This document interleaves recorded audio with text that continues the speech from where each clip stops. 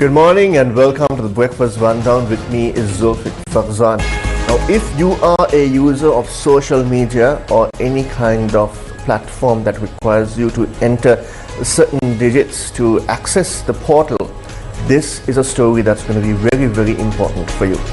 Now, despite repeated warnings to create strong passwords, millions of users continue to rely on weak and predictable combinations.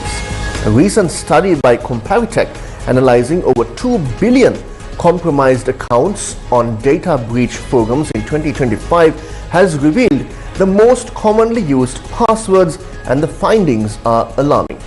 Now, leading the list are 123456, then the password admin, and in fact the words password being used as a password in addition to QWERTY and India at 123. Now, the report states that 123456 alone was used by over 7.6 million people, while admin appeared in more than 1.9 million user accounts. Researchers note that human laziness has made password guessing as easy as ABC and 123. The report comes just days after revelations that the Louvre Museum's core security system was protected by the password none other than Louvre.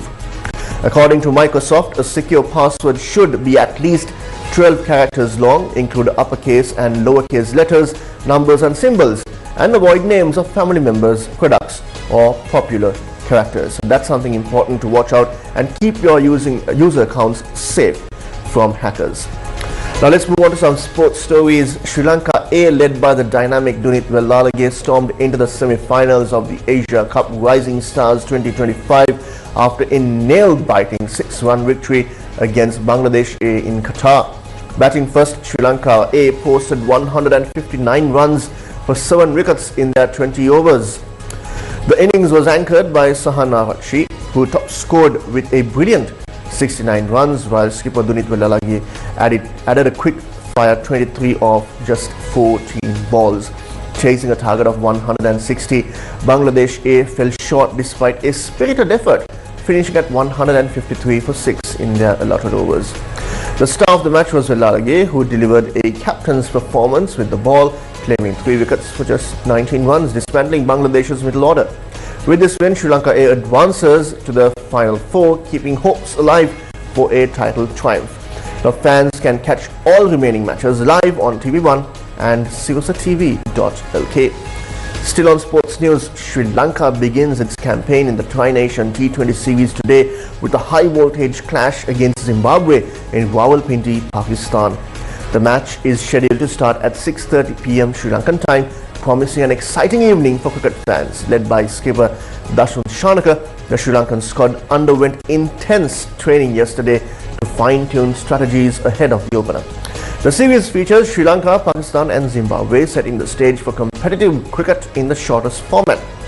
Cricket enthusiasts can expect explosive batting and tactical bowling as Sri Lanka aims to make a strong start in this three-nation showdown. Now here's a listen to Sri Lankan captain Dasun Shanaka. Yeah, see, 2 different formats. Obviously, T20 cricket is more fast. Yes, of course, we got some players change. Kusal Janit is here, Banuku is here, Nuwan Tushara. We know that we lost the one-day series badly, but that is how it is. But T20 cricket is far more different, so we are prepared for the challenge. And we got more challenges with the health conditions. We got a couple of players who is unwell. Hopefully they will recover soon as well. Well, that was Sri Lankan captain Dasun Shanaka, and we hope that Sri Lanka can bounce back from that ODI series. Now, as part of Sri Lanka's nationwide mission to eradicate drug abuse, authorities have established 3 interim rehabilitation camps in Ampara, Mihintale and Kalpitia to house individuals undergoing detoxification before full rehabilitation. According to the National Dangerous Drugs Control Board, these camps will serve as transitional facilities where detainees will undergo a 14-day detox program before being transferred to main rehabilitation centers. Specially trained teams are currently being prepared to manage detox procedures effectively. Officials further revealed plans to expand rehabilitation camps to district level, ensuring broad access for those battling addiction. Now, 3 suspects were taken into custody with Kush cannabis valued at over 40 million Sri Lankan rupees at the Bandaranaike International Airport. The arrest was carried out by the Airport Police Narcotics Division during a routine inspection. Authorities revealed that the seized narcotics weighed more than 4 kilograms and were concealed inside 4 parcels hidden in the suspects' luggage. The trio had reportedly arrived from Malaysia and were attempting to smuggle the drugs into Sri Lanka. Investigations indicate that the suspects, aged 34 and 26, are residents of Colombo 12 and Colombo 15 and Valampitiya. All 3 are said to be employed as drivers. They are scheduled to be produced before the Negombo Magistrates Court today. The police have arrested 9 suspects in Kandakachia during a major anti-narcotics operation, seizing 15 grams of heroin and approximately 5 grams of crystal methamphetamine, commonly known as ice.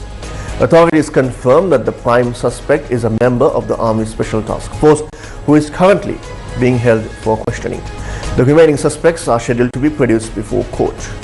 Now, you might recall a brutal gunning down of a man in Kotahena recently, and police have arrested the suspected gunman responsible for the November 7th shooting in Kotahena's 16th lane, which claimed the life of a 43-year-old man. The suspect was apprehended in Mahayangania during a special operation by the Colombo Crimes Division. Investigations revealed that the shooter is a deserter from the Sri Lanka Army. Let's move on to something interesting happening overseas. A Russian spy ship has used lasers for the first time to disrupt Royal Air Force pilots tracking its activity near UK waters. Now, this is according to UK Defence Secretary John Healey told reporters that deeply dangerous move from the Yanta was being taken extremely seriously by the UK government. He added that the vessel was north of Scotland and had entered UK waters for the second time in this year during the last few weeks. The UK would continue monitoring the ship and had military options ready should the Yanta change course, he said. Let's have a listen to the comments made by the UK Defence Secretary. As I speak, a Russian spy ship, the Yantar, is on the edge of UK waters north of Scotland, having entered the UK's wider waters over the last few weeks. This is a vessel designed for gathering intelligence and mapping our undersea cables. We deployed a Royal Navy frigate and RAF P-8 planes to monitor and track this vessel's every move, during which the Yantar directed lasers at our pilots. That Russian action is deeply dangerous, and this is the second time this year that this ship, the Yantar, has deployed to UK waters. So my message to Russia and to Putin is this: we see you, we know what you're doing, and if the Yantar travels south this week, we are ready. Now let's move our attention to the Middle East. The Israeli military escalated its campaign in southern Lebanon on Wednesday night, launching a series of airstrikes that killed at least 1 person and forced residents to flee. The strikes targeted what Israel described as Hezbollah military infrastructure in 4 villages, sending thick plumes of smoke into the sky. Earlier in the day, an Israeli strike on Al-Tiri killed 1 person, according to Lebanon's health ministry. Israel claimed the victim was a Hezbollah operative working to re-establish Hezbollah's readiness in the area. Now, the attacks follow warnings issued on social media by the Israeli military, identifying buildings stated for destruction. Israel says that strikes aim to prevent Hezbollah from rebuilding its military presence near the border after last year's war.